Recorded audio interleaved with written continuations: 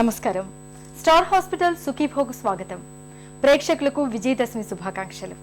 ఈరోజు సుఖీభవ్లో ఆయుర్వేదంతో ఆస్తమా మాయం, కిడ్నీల ఆరోగ్యానికి నీళ్లు ఎక్కువగా తాగాల, మద్యపానంతో గుండెకు చేటు, సర్జరీతో బరువు తగ్గొచ్చా, ఇంకా సమస్య సలహా, హెల్త్ టిప్.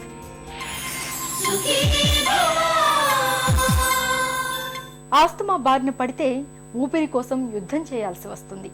శ్వాస మార్గాలు సన్నగా కుచించుకుపోవడంతో అందరిలాగా తేలికగా గాలి పీల్చలేకపోతూ ఉంటారు.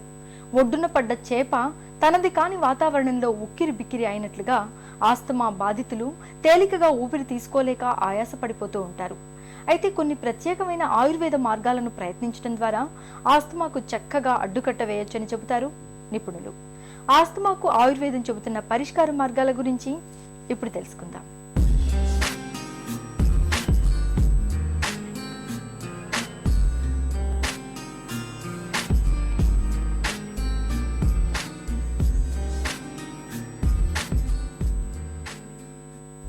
ఊపిరితిత్తులు శరీరానికి ఆక్సిజన్ను అందించే గాలి మరలు, రక్తం నుంచి కార్బన్ డయాక్సైడ్ను తొలగించే ఫిల్టర్లు.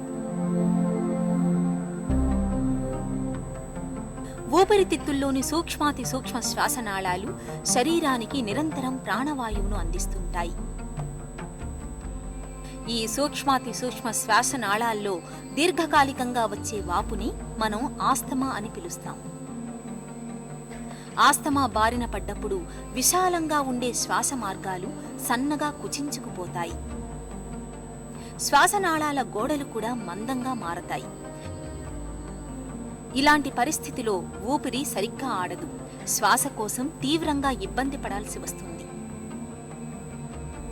వానాకాలం, చలికాలంలో ఆస్తమా బాధలు మరింతగా పెరుగుతుంటాయి. ఈ ఆస్తమా సమస్య ఏంటంటే సామాన్యంగా ప్రతి సంవత్సరము వస్తూనే ఉంటుంది. చాలామందికి కొంచెం వానలు పడగానే ఆ సమయంలోనే కొంచెం ముందు జాగ్రత్తలు తీసుకోవాల్సినటువంటి అవసరం ఉంటుంది. అంటే ఏంటంటే ఈ ఆస్తమా సమస్య ఉన్నప్పుడు ఇంట్లో కొంచెం బూజు కానీ ఏదైనా ఉందంటే, లేదంటే ఏంటంటే ఈ వానాకాలంలో ఫంగస్ చాలా తొందరగా తయారవుతూ ఉంటుంది.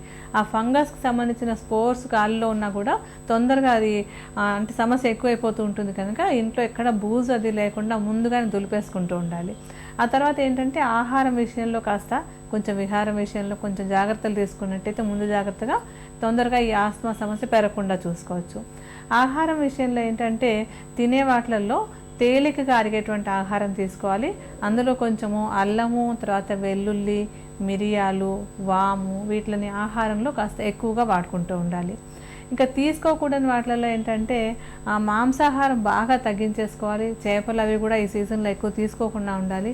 చల్లటి పదార్థాలు కానీ, తర్వాత పెరుగు, ముఖ్యంగా పెరుగుని ఈ సీజన్లో పూర్తిగా మానేసినట్టయితే కూడా ఆస్తమా అదుపులో ఉండటానికి సహాయపడుతుంది. అయితే కమ్మటి మజ్జిగలో కొద్దిగా ఉప్పు వేసుకుని తీసుకోవడం వల్ల ఇబ్బంది ఏముండదు. అయితే పెరుగు మాత్రం పూర్తిగా మానేసేయాలి. తర్వాత కొంతమందికి పగటిపూట పడుకునేటువంటి అలవాటు బాగా ఎక్కువగా ఉంటుంది. మధ్యాహ్నం భోజనం చేసి నిద్రపోతూ ఉంటారు. అలా నిద్రపోయినట్టయితే కనుక ఈ సమస్య ఎక్కువగా ఉండేందుకు అవకాశం ఉంది. కనుక పగలు భోజనం చేసి వెంటనే నిద్రపోయే అలవాటుని ఈ సీజన్లో కనీసం బాగా తగ్గించేసుకోవాలి. నీళ్లు తాగేటప్పుడు తప్పనిసరిగా వేడివేడి నీళ్ళు తాగుతూ ఉండడం, పదే పదే వేడివేడి నీళ్ళు తాగుతూ ఉండడం కూడా ఎక్కువగా ఈ ఆస్తమాలో ఉన్నటువంటి శ్లేష్మం అది పెరగకుండా ఉండడానికి బాగా తోడ్పడుతుంది. చేపపిల్ల ఒడ్డున పడితే ఊపిరి కోసం విలవిల్లాడిపోతుంది. ఆస్తమా అటాక్స్ వస్తే చాలా మంది పరిస్థితి కూడా చాలాసార్లు ఇంచుమించు ఇలాగే ఉంటుంది. సాధారణంగా ఊపిరితిత్తుల్లో శ్వాసనాళాలకు వాపు వచ్చి సన్నబడ్డం వల్ల ఆస్తమా వస్తుంటుంది. ఆస్తమా ముఖ్యంగా శ్వాస తీసుకోవడాన్ని అస్తవ్యస్తం చేసేస్తుంది. ఆయాసం, పిల్లి కూతలు, దగ్గు, ఛాతీ బిగుసుకుపోవడం లాంటి ఇబ్బందులతో మనిషి ఉక్కిరి బిక్కిరి అయిపోతాడు. ఆస్తమా విషయంలో కూడా జన్యువుల పాత్ర ఉంటుంది. అయితే జన్యువుల కంటే కూడా మన జీవన శైలి ఆస్తమా విషయంలో ప్రధాన పాత్ర పోషిస్తుంది. దుమ్ము, ధూళి కారకాలు, వాతావరణ కాలుష్యం, పుప్పొడి రేణువుల్లాంటి ఎలర్జీ కారకాలు ఆస్తమా బాధల్ని మరింతగా తీవ్రం చేస్తుంటాయి. చిట్కాల విషయంలోకి వచ్చినట్టయితే వెల్లుల్లి చాలా బాగా ఉపయోగపడుతుంది. దీన్ని ఎలా వాడుకోవాలంటే వెల్లుల్లిని తీసుకుని అంటే 3-4 వెల్లుల్లి పాయలు లాంటివి తీసుకొని దాన్ని ముద్దలాగా చేసుకొని ఆ ముద్దకి ఒక అరకప్పు పాలు, ఒక కప్పు నీళ్లు కలిపి పొయ్యి మీద పెట్టి సన్నటి మంట మీద మరిగించుకోవాలి. అంటే నీళ్ళంతా ఎగిరిపోయి కేవలం పాలు మిగిలే వరకు దాన్ని బాగా కాచుకొని అది వెచ్చవెచ్చగా ఉంటున్నప్పుడు తీసుకోవాలన్నమాట. అంటే ఇలాంటి ఈ మిశ్రమాన్ని లసున క్షీరం అంటాము. ఈ మిశ్రమాన్ని ఉదయం ఒకసారి, రాత్రి ఒకసారి, ఉదయం రాత్రి 2 పూట్ల తీసుకుంటున్నట్టయితే కనుక ఆస్తమా సమస్య బాగా అదుపులో ఉంటుంది. అలాగే ఇలా ఉపయోగపడేటువంటి మరొక చిన్న చిట్కా ఏంటంటే తులసి ఆకులు, సుమారుగా ఒక 10-15 తులసి ఆకులు, ఒక 3-4 లవంగాలు, ఒక 2 చిటికెల ఉప్పు, ఈ మూడింటిని కలిపి ఒక కప్పు నీళ్ళల్లోకి వేసుకొని ఆ నీళ్ళని బాగా మరిగించాలన్నమాట. అంటే సగం నీళ్ళు ఎగిరే వరకు బాగా మరిగించి ఆ మిగిలిన దాన్ని వడపోసుకుని ఉదయం ఒకసారి, సాయంత్రం ఒకసారి వెచ్చవెచ్చగా ఉండగానే తీసుకోవాలి. ఇలా తీసుకుంటూ ఉన్నా కూడా ఈ ఆస్తమా సమస్య అదుపులో ఉంటుంది. మరొక చిట్కా ఏంటంటే ఎస్టిమధు చూర్ణము, తర్వాత వచా చూర్ణము. వచ అంటే వసకొమ్ము చూర్ణం అన్నమాట. ఈ రెండింటిని తీసుకొని, అంటే సుమారుగా ఎస్టిమధు చూర్ణం ఒక 1/2 చెంచాడు, వచా చూర్ణం ఒక 1/2 చెంచాడు, ఈ రెండింటిని కలిపి దానికి సరిపోయినంత తేనె కూడా కలుపుకొని నెమ్మదిగా నాకాలి. ఈ విధంగా రోజు 3 పూట్ల చేస్తూ ఉన్నా కూడా ఆస్తమా సమస్య ఉధృతం అవ్వకుండా కంట్రోల్లో ఉండడానికి బాగా తోడ్పడుతుంది. ఆస్తమాను అదుపులో ఉంచుకునేందుకు ఒకవైపు మందుల సాయం తీసుకుంటూనే మరోవైపు ఆహార పదార్థాలు, జీవన సరళిలో ప్రత్యేకమైన జాగ్రత్తలు తీసుకోవాలి. కొన్ని రకాల ఆహార పదార్థాలకు ఆస్తమాను ప్రేరేపించే గుణం ఉంటుంది. చేపలు, రొయ్యలు, పీతల వంటివి ఆస్తమాను ఎక్కువగా ప్రేరేపిస్తుంటాయి. ఆస్తమా బాధితులు ఇలాంటి సీ ఫుడ్స్కి దూరంగా ఉండడమే మంచిది. అలాగే కొంతమందికి పాలు, వేరుశనగ, బంగాళాదుంప, అరటిపండు, బత్తాయి ఇలాంటివి తీసుకున్నప్పుడు ఆస్తమా బాగా తీవ్రమవుతుంటుంది.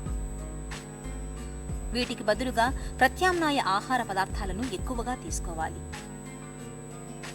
ఔషధాల విషయానికి వచ్చినప్పుడు ఏంటంటే శ్వాస కుఠార రసం అని చెప్పి, లక్ష్మీ విలాస రసం అని, తర్వాత సీతాంశు రసం అని, వాసారిష్టము, తర్వాత దశమూలారిష్టము, కనకాసవం, ఇవన్నీ కూడా ఏంటంటే కడుపులోకి తీసుకున్నటువంటి ఔషధాలు.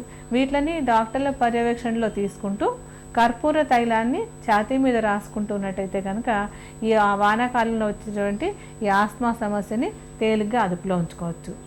ఆస్తమాను అదుపులో ఉంచుకునేందుకు ఆహార పదార్థాల్ని వేడివేడిగా తాజాగా తీసుకోవాలి. మిరియాలు, పచ్చిమిర్చి వంటి ఘాటైన ఆహార పదార్థాలను తరచూ తీసుకోవాలి. వీటిని తీసుకున్నప్పుడు శ్వాసనాళాలు వ్యాకోచించి ఊపిరి చక్కగా అందుతుంది. ఐస్ క్రీములు, కూల్ డ్రింకులు వంటి చల్లటి పదార్థాలకు, చల్లటి వాతావరణానికి దూరంగా ఉండాలి. ఫిష్ లివర్ ఆయిల్, అవిసె గింజల నూనెలకు ఆస్తమాను తగ్గించే గుణం ఉంది. వీటిని తరచూ తీసుకోవాలి. ఈ జాగ్రత్తలు ఆస్తమా తీవ్రతను చాలా వరకు తగ్గిస్తాయి.